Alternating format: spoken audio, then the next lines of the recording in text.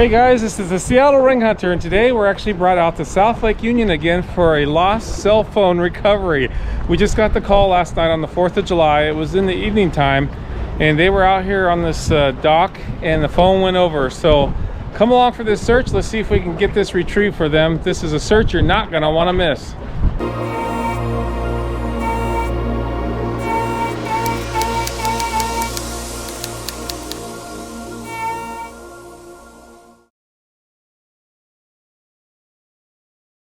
So just to give you a little bit of a look, they're probably coming down this way or whatever they were doing, and I actually had them come back out and put a mark on this dock so we could kind of identify exactly.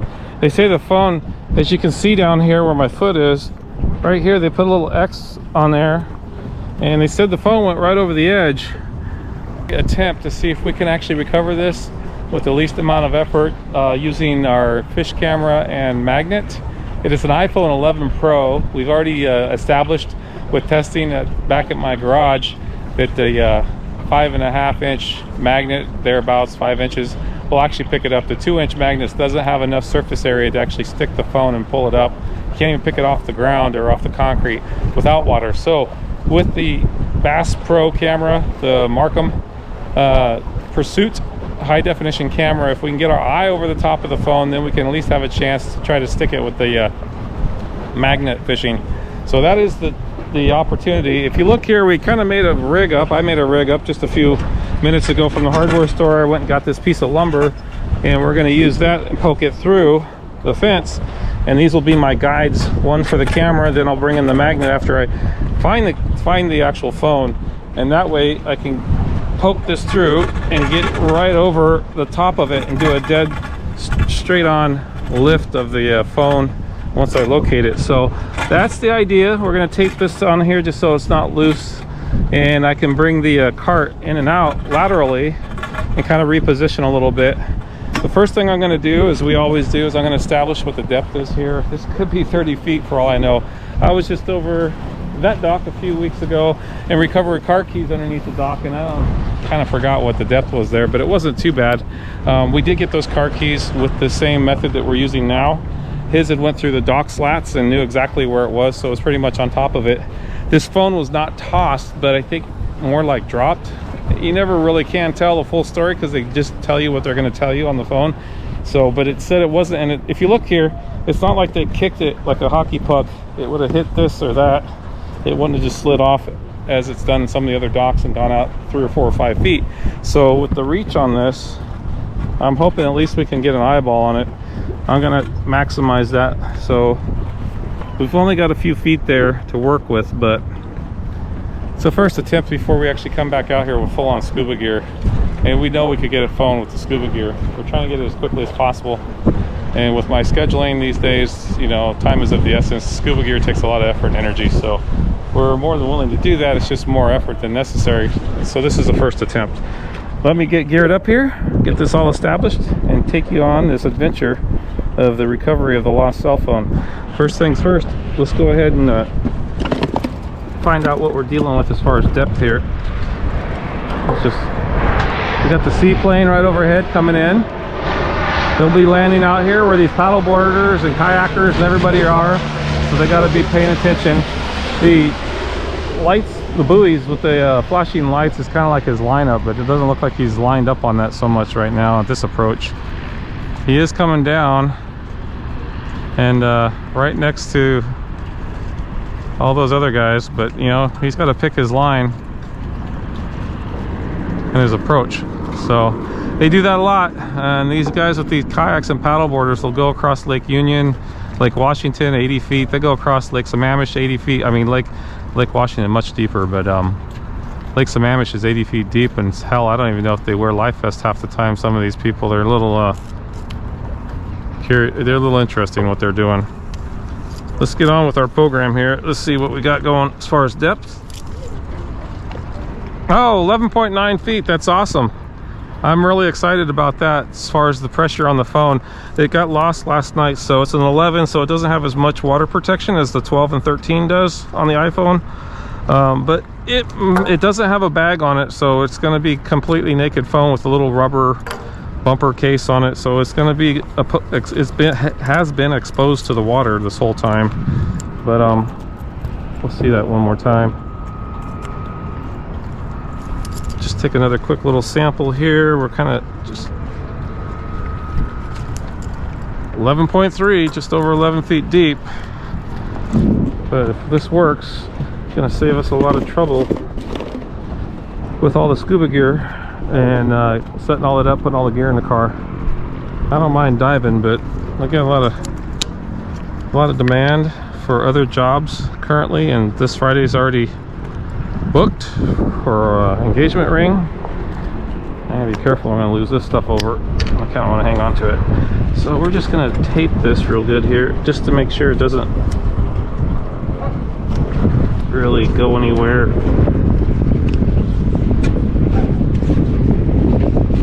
Won't take much tape because it's not really, it's just, yeah, that's enough. Got that going there. If the phone comes back up and it's flooded, we got a case we're going to fill up full of lake water so we can keep it completely moist.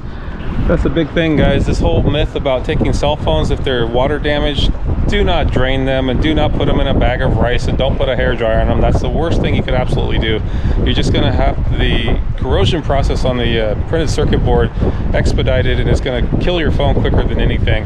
What you got to do is, if your phone and you shake it, once you pull it out of the water and it's full of water and you can tell it's full of water, you need to go to a proper, keep it in a container full of water.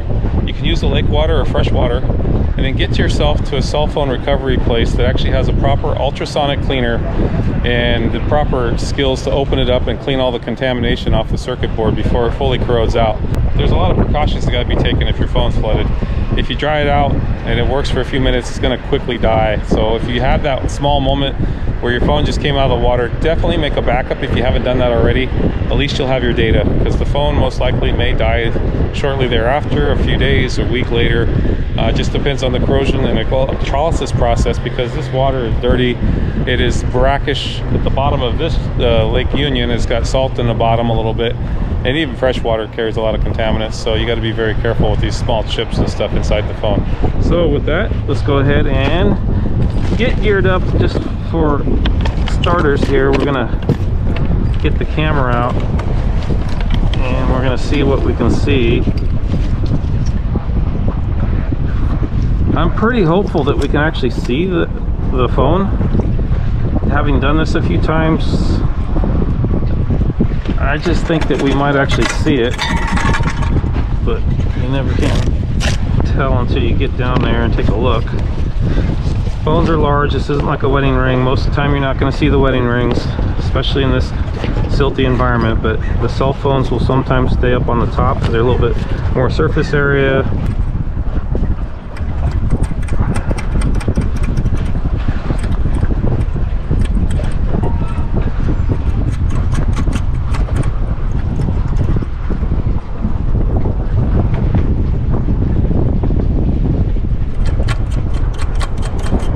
Kind of a brake system. I don't really want to do this too tightly, but I'm going to put the camera through here. 2 wraps. It'll be a nice little friction brake system on the camera, the fish camera. Maybe the 3rd wrap. We can kind of hopefully work this without too much trouble.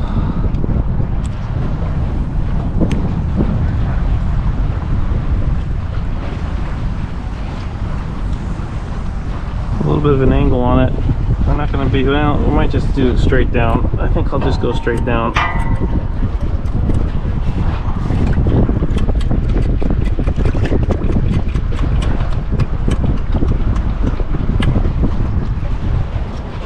And I'm going to put a little tape on the front end here just to, this is the first time I've used this piece of wood, so this is kind of a bit of a new configuration.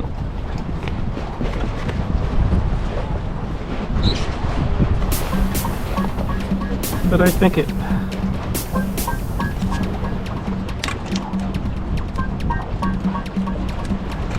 Alright, that's pretty solid. I'm actually liking that. Easy, cheap. The little tape on there each time, not a problem.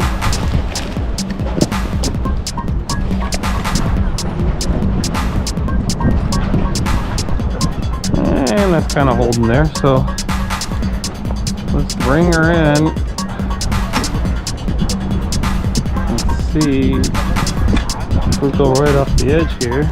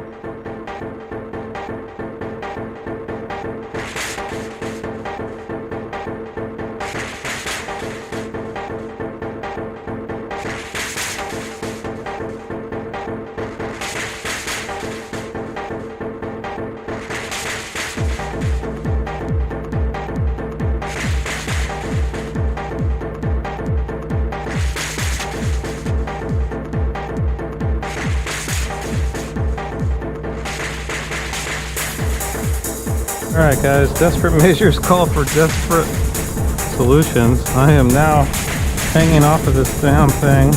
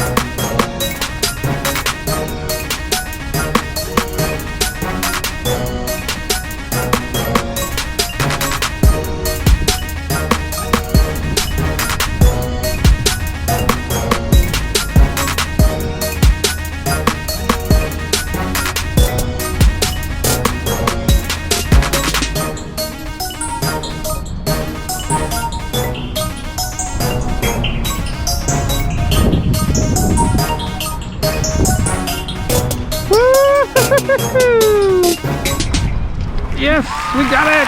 Woohoo!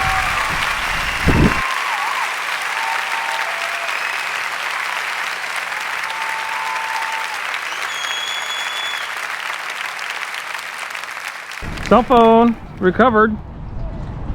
Oh, it took a while, but it was recovered.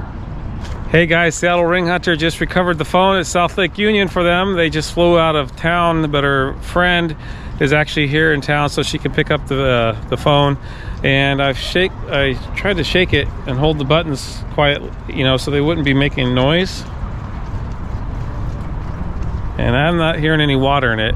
It's not powering up right now, so we'll take and investigate it more. But anyway, the phone has been recovered. It was a little bit more work than we anticipated, but we did get it back, and we didn't have to do a scuba dive later in the week, so we got it out of the water before a full 24 hours expired, and it was at about 11 feet of water.